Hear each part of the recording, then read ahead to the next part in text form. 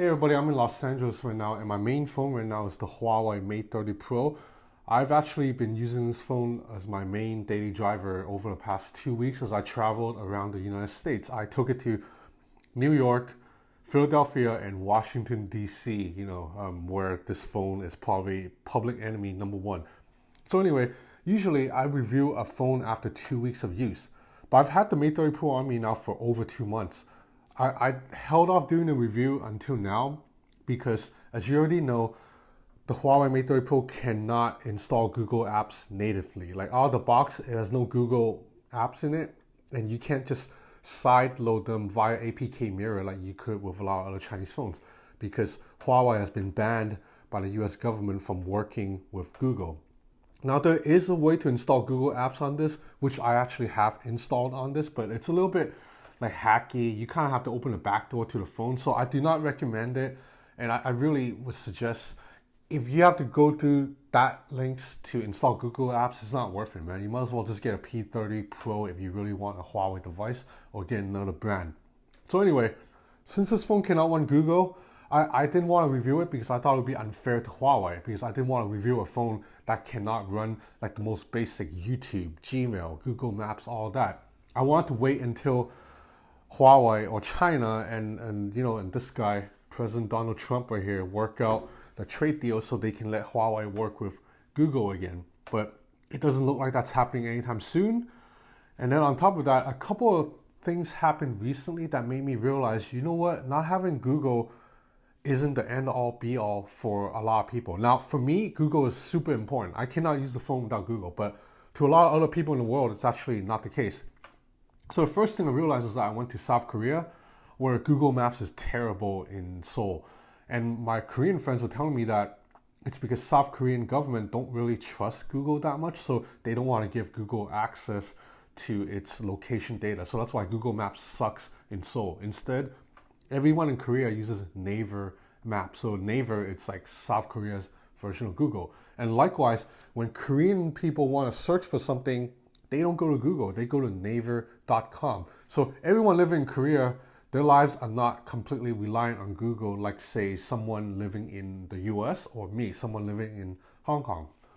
And then I also hear a lot of comments from my YouTube viewers, mostly from like India or Vietnam. They tell me they don't really care about Google. They actually want to buy the phone because it doesn't have Google on it. More power to you if you're actually in that camp, because that means you're free of the crazy controls of big tech companies. And then obviously there's like 1 billion people living in China that do not really need to use Google apps. So if you add up all that, there's like maybe 2 billion people in the world who don't need to have Google. So it was a little bit unfair of me, a little bit narrow-minded of me to assume that, oh, if a Huawei phone cannot run Google, then it's not worth reviewing because nobody will want to use it. That's not true. A chunk of the world can use this phone absolutely fine.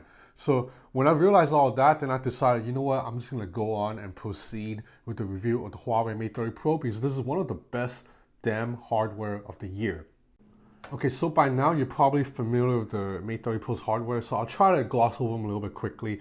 So the screen is a 6.53 inch OLED panel with really drastic, severe curves on the sides that Huawei and Vivo used this year, and it's called the waterfall display because it looks like images are spilling off the screen.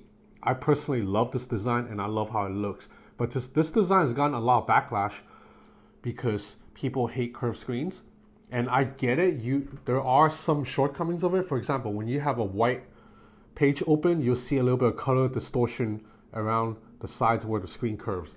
And also, if you drop this phone on the side like this, the screen's more likely to crack than if you drop a phone with a completely flat screen like a Google Pixel 4. So these are two valid complaints. The third complaints that a lot of people have with curved screens, such as accidental palm touches, that's actually not an issue here because Huawei, like Vivo, have completely fixed palm rejection on these phones. As you can see here, I can scroll up and down my photo album with no issues at all, even though my palm and my finger is basically pressing straight into the side of the screen. But palm rejection, like the software, it's so good around the edges that you can actually scroll up and down just fine. And it's actually a complicated software algorithm because it's not like the sides don't have touch sensitivity. If you actually open certain apps, you can, like a drawing app, for example, you can actually still draw on the side. So there's still touch sensitivity here, but just Huawei and Vivo did a really good job of knowing when to turn it off so you're not getting accidental palm touches. Now around the back, in my opinion, this is one of probably the best looking back of the year. I love how this phone looks. I like that it really stands out from the thousands of other phones out there with the vertical camera strip. I love this circular central place camera module. I love the glass back that shimmers just enough. It's not too obnoxious like some of the gradient color phones out there. So the 4 cameras on the back. The main camera, it's a 40 megapixel RYYB sensor. That's basically the same lens as in the Huawei P30 Pro. So you know that it is excellent in pulling in light in pitch black conditions. Like you can be in a room completely black, you take a photo, not even use night mode, just a normal photo, and you'll have a photo that's brighter than usual because the image sensor on the main camera, it's actually pretty large. And also Huawei developed the RYYB sensor, and that's different from traditional RGB sensors. It's just a lot of technical stuff. It just know that it pulls in a lot of light. But the highlight this year is the wide angle camera, or ultra wide angle, as a lot of reviewers are using, but I just prefer to call it wide angle. So the wide angle camera here, it's 40 megapixels. So the fact that it has the same pixel count as the main camera, it allows the wide angle image and the normal image taken by the Mate 30 Pro to remain consistent in terms of photo quality. If you use a Samsung, LG, OnePlus, Xiaomi phone, you take a normal photo and then you take a wide angle photo of the exact same spot and then you put them on a computer and you look at them side by side, you'll actually see quite a bit of difference in photo quality. The normal image is usually a lot sharper, a lot less noise, and then you look at the wide angle image, the corner is a little bit distorted and a little bit loss of details too. Overall, it's just a mushy photo compared to the main picture. Huawei has mostly fixed that with this wide angle camera because of the 40 megapixel count and because it has a really large sensor, 1/1.54 inch. That's a larger sensor, allows you to take in more light, and light is the most crucial part of digital imaging. So basically, I can take a wide angle photo with the Mate 30 Pro and then take a normal photo and put them side by side, and the two images will look a lot closer in quality than any other phone out there on the market, including the iPhone 11 Pro Max. So that's a major selling point of this phone. This wide angle camera is pretty legit, but unfortunately the field of vision of the wide angle camera, it's not that wide. It's more narrow than any other wide angle phones out there. So in a way, it's a wide angle image from the Mate 30 Pro is a lot sharper than a wide angle image from the iPhone 11 Pro. But at the same time, the iPhone 11 Pro gets so much more into the frames. So it's kind of like an apples to oranges comparison, or Apple to Huawei comparison. Sorry for the bad pun. So anyway, the third camera here, it's a telephoto lens. Unfortunately, I don't know why, Huawei did not use that periscope lens, you know, the L-shaped periscope lens of the P30 Pro that allows you to get basically up to 10 times lossless zoom and 50 times digital zoom. Instead, this is just a traditional 8 megapixel telephoto lens. But Huawei pulls information from the telephoto sensor along with the main cameras to still produce a very capable zoom system. You can get 5 times zoom that's almost lossless, 10 times zoom that's still really good, and up to 30 times digital zoom. And as you can see here, 30 times zoom all the way up to the rocks people's eyebrow is still a really nice image. But at the same time, the reality is the zoom camera on the Mate 30 Pro is a step back from the zoom camera on the Huawei P30 Pro. Now the fourth camera here is a TOF sensor, so that's basically like a 3D depth sensing camera. You use it to take bokeh images for that depth of field effect. Now while the bokeh images on the Mate 30 Pro are pretty good, I still don't think we need a dedicated camera just for depth sensing, because Google has already proven with its Pixel phones that you can get stunning, really good looking, almost natural bokeh effects completely via software. Like the Pixel, I have the Pixel 4 here with 2 cameras, but the Pixel 3 has only 1 camera and it can still take the best bokeh images like anywhere. So the bokeh images on the Mate 30 Pro is good, but not as good as the Pixel, and the Pixel don't even have a depth sensor. So I don't think we really need this camera. And then inside the phone is a Kirin 990. So this is Huawei's best and newest chipset. It actually outperforms the Snapdragon 855 in CPU by a little bit if you go by benchmarks, But in GPU, it still falls short of the Snapdragon 855. But still, this is definitely a powerful chipset. It's like neck and neck with the Snapdragon 855 Plus. And what else? The battery inside is a 4,500 milliamp hour battery, so it's insane. I mean, you already know by now, Huawei phones have the best battery life anywhere. This phone can legit go 2 days for most people. I'm a very, very heavy user, and it can almost go 2 days for me. Okay, so even though I like the hardware a lot overall, I do have some complaints about it. The first is that there is a pretty sizable, pretty giant notch on the Mate 30 Pro. It's much larger than the notch on the P30 Pro. The reason for that is because Huawei is using a 3D facial scanning system on this phone, just like on the iPhones. Now, the face scanning works really well, but at the same time, this phone has an in-display fingerprint reader. So if you have an in-display fingerprint reader that works really well, and it does, then I don't know why you need a secondary biometric unlock. It's a little bit redundant to have both face unlock and fingerprint scanning. I just rather, almost got hit by a car. I just rather use one and just have a smaller notch, or maybe no notch at all. Now you see, I just don't like the look of this notch. It's a little bit too angular and boxy, and it's an eyesore. Now to Huawei's credit, you actually can hide the notch digitally. So you basically, what you're doing is you're adding a black bar on top, which gives it a forehead bezel, but I prefer this look than the notch look. So I'm not a fan of this, especially since there's no speaker grill underneath this notch. So this phone has mono speakers. You only have sound coming from the bottom. You're not getting stereo speaker sound from this device. Considering that this is a premium flagship phone that sells for like $1,000 US, I think having mono speakers is pretty weak. Okay, so May 16th, 2019 is a major day in the history of Huawei. That was the day the US government placed Huawei on the United States entity list. So what that meant was that Huawei could no longer do business with American companies unless the US government give approval or permission.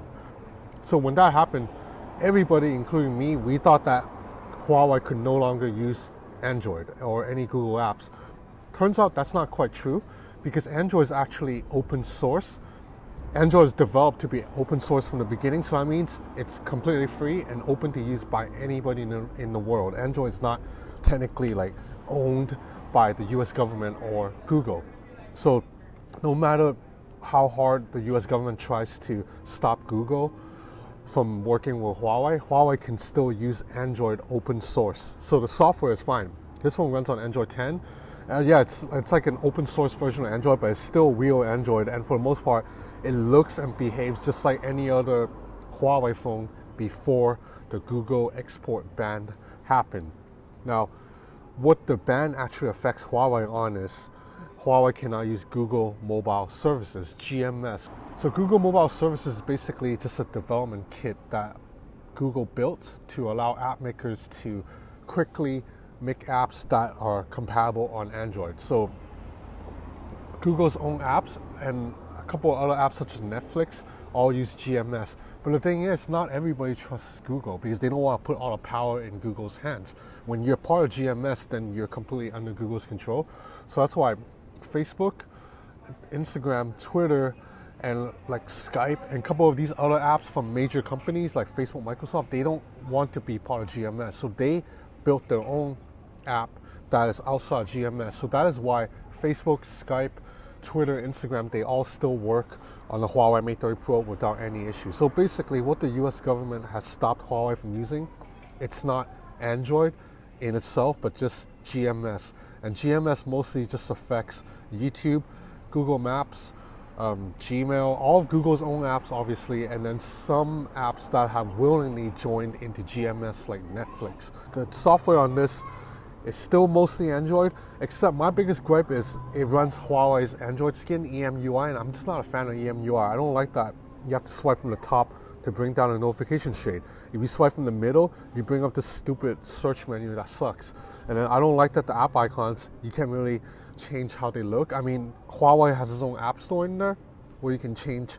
You have some icon packs, but they suck. I just prefer the real icon packs from the Google Play Store. And then just little things like every now and then if I put my 2 fingers on the screen a little bit too long, it triggers this, and I don't want that to happen. So just a couple things here and there that gets on my nerves, but overall the software is fine. The swiping gesture navigation are very clean, very easy to use, and the software animations are smooth. Everything's still behaving mostly like how you would expect a Huawei phone running Android would behave like. Okay, so as I mentioned, I've been using the Huawei Mate 30 Pro for over 2 months now. Took a lot of photos across like 6 cities. So here's what you need to know. The main camera of the Huawei Mate 30 Pro is really good.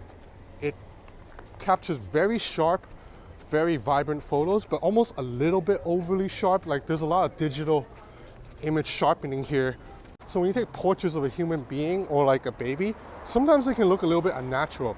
But if you're taking photos of buildings and skylines and architecture, the Huawei Mate 30 Pro camera is excellent and actually looks quite stunning.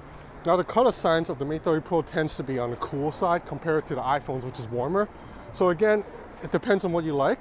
Personally, I prefer Huawei's color science, but although sometimes it can be a little bit much.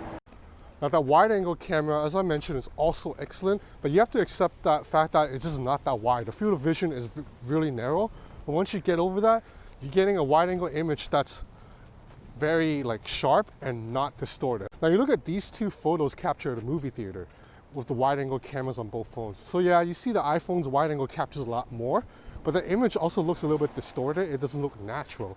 On the Mate 30 Pro, everything is sharp and clean and crisp. And as for the zooming system, the Mate 30 Pro has one of the best zooming systems around. I mean, it's not as good as the P30 Pro zooming system, but it is still among the absolute best. Now, one gripe I have with the camera is that you can only zoom by sliding up and down on this dial. You cannot change focal length by tapping on this button, which is really weird because on every other phone, if you tap this button, you can jump between 1x, 2x, right? You cannot do that. You have to slide it manually. So sometimes if you try and get to an exact number, like say 5x, it can take you like a few seconds of trying. But you see this zoom camera, it's absolutely excellent. Now as for video performance, this has been a weakness of previous Huawei phones. I'm happy to report that the Mate 30 Pro has drastically improved video performance. Dynamic range is a lot better. Previously on a P30 Pro, when you pan around different lighting, dynamic range really struggle. It's a lot better on the Mate 30 Pro now. And on top of that, stabilization has improved a little bit, but it's still no match for the iPhone 11 Pro. That's still the best video camera around. But for an Android, the video camera here is really good. Oh, I almost forgot to mention, the Mate 30 Pro's camera can do one crazy trick, which is record slow motion videos at 8,740 frames per second. That's slowing down time at 256 times. Now, every other slow motion mode in smartphones out there, even the best ones, shoot at 960 frames per second. So that means the Huawei Mate 30 Pro slow motion, it's like almost 10 times slower than any other slow motion mode on a smartphone right now. And it is so good that the effects are jaw-dropping. Like, I mean, just check out these footage. It's almost like you're slowing down time. If you're old enough to have remember watching The Matrix, you know, like bullet time. So the Mate 30 Pro's camera basically does something like that. Okay, so that's about it for my review of the Huawei Mate 30 Pro. I think this is one of the best hardware around. I mean, you're getting a really capable camera system that can do crazy stuff that no other phones can do, like 30 times digital zoom. Well, like 2 other phones can do that, but also that 256 times slow motion video, which is just jaw-dropping. And the main camera itself is really good too.